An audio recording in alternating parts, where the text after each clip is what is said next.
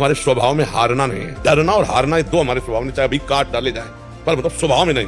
जैसे हमको कभी मन डरवाया ना, अब बच्चे थे गंगा किनारे, यार यहाँ भूत है, यहाँ है, वहीं खड़े हो जाते, वहीं रात रुकते, कहाँ भूत है, कौन हमें डर, कहीं कोई डर नहीं, कोई डर नहीं, केवल एक भ्रम। ऐसे कौन परास्त कर सकता है? पूरा जीवन हो गया जंगल इलाका ही घूमते हुए, कोई साथी नहीं, कोई भोजन नहीं, कोई व्यवस्था नहीं। हम 8 दिन भोजन न मिले तो भी हमारे भजन में कोई फर्क नहीं पड़ेगा। हारना और भयभीत होना, ये दो बातें हमने नहीं सीखी। आज दोनों किडनी फेल है, फिर भी ना हम हारे हैं और ना भयभीत है। आज भी 12 बजे रात के उठ के अपने आसन पे बैठ जाते हैं, शरीर दर्द करता है, फिर लेट गए, फिर बैठ गए, और 1:20 पर स्नान रात्रि की। अपनी दिनचर्या वैसे ही, जब बुखार हो 102, किडनी फेल, शरीर में दर्द है, हमें लाद के ले चलो। अगर हम पैदल आते तो पैदल ले चलो, 2 लोग पकड़ो के ले, ऐसे। तो आत्मबल अगर हार गए तो फिर क्या गया? आत्मबल नहीं जाना चाहिए। अगर हमने किसी को अपने से बड़े महात्मा को देखा तो जिद चढ़िए कि हम इनके जैसे बनेंगे।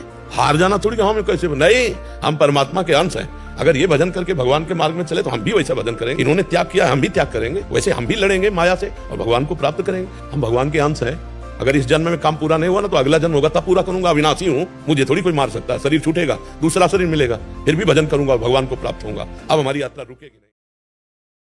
भाई का भाई के प्रति क्या कर्तव्य है? भाई को चाहिए, अगर वो बड़ा भाई है तो छोटे भाई के प्रति पुत्रवत प्यार रखना चाहिए। अगर वो 1-2 इंच जमीन ज्यादा ले रहा है, वस्तु ज्यादा ले रहा है, तो लड़ाई नहीं करना चाहिए, छोड़ देना चाहिए। छोटे भाई को चाहिए कि बड़े भाई को पितृवत मान करके, जैसे पिता के साथ बर्ताव करते हैं ऐसा बर्ताव करना चाहिए। बड़े भाई को अपने छोटे भाई के हिस्से का एक दाना भी एक्स्ट्रा नहीं लेना चाहिए। अगर छोटा बड़े भाई के हिस्से को ले रहा है तो उसे पिता के समान अपना पुत्र मान करके उसे दे देना चाहिए। लेकिन बड़े भाई को छोटे भाई का हिस्सा नहीं लेना चाहिए। छोटे भाई अगर बड़े भाई का कुछ हिस्सा लेते हैं तो दया और दुलार करके दे देना चाहिए, तुम छोटे हो जाओ। और छोटे भाई को चाहिए कि अपने बड़े भाई को पिता के तुल्य मानकर उनका आदर करे, कभी उनका अपमान न करे। तो ये भ्रातृ प्रेम परिवार को सुखद और उन्नतशील बना देगा। जी, एक भ्राता का अपनी बहन के प्रति क्या कर्तव्य होना चाहिए? बहन के प्रति भाव ये रखे कि जब तक उसका ब्याह ना हो तब तक उठते बैठते चलते फिरते हर समय बहन की सुरक्षा की भावना रखे।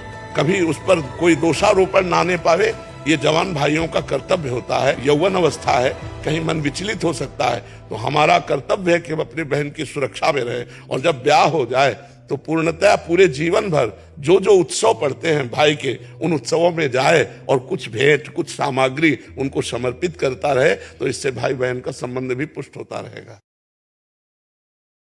महाराज जी, कई बार जिंदगी में अगर आपको कुछ पाना है, उसके लिए कड़ी मेहनत भी करते हैं, मगर वो आपको प्राप्त नहीं होता तो मन निराश हो जाता है और आगे का रास्ता साफ नहीं दिखता। उसमें प्रारब्ध काम करता है। जैसे हम बहुत मेहनत भी कर रहे हैं, बिल्कुल व्यापार के नियम के अनुसार चल रहे हैं, लेकिन लाभ नहीं मिल रहा। वो पूर्व का जो पाप कर्म है वो हमें दुख देने के लिए असफलता रूप बन करके आ गया। कभी कभी देखा जाता है कोई ज्यादा प्रयासरत भी नहीं है, कोई ज्ञानी भी नहीं है ज्यादा, वो प्रवीण भी नहीं, लेकिन वो बहुत सफल पाया जाता है। नहीं पाया जाता? खूब ऐश्वर्य संपत्ति सब वैभव है, तो इसका मतलब उसका पूर्व का पुण्य है। तो इसमें निराश नहीं होना चाहिए। हम बार बार प्रयास करेंगे, एक दिन सफलता तो चरण चूम ही लेगी। प्रारब्ध कई बार गिराएगा, कितनी बार हमको प्रारब्ध परास्त करेगा? एक बार तो हम प्रारब्ध को परास्त कर देंगे, पर प्रारब्ध को परास्त किया जा सकता है नाम जप से, और कोई पुण्य साधन नहीं। खूब नाम जप करो।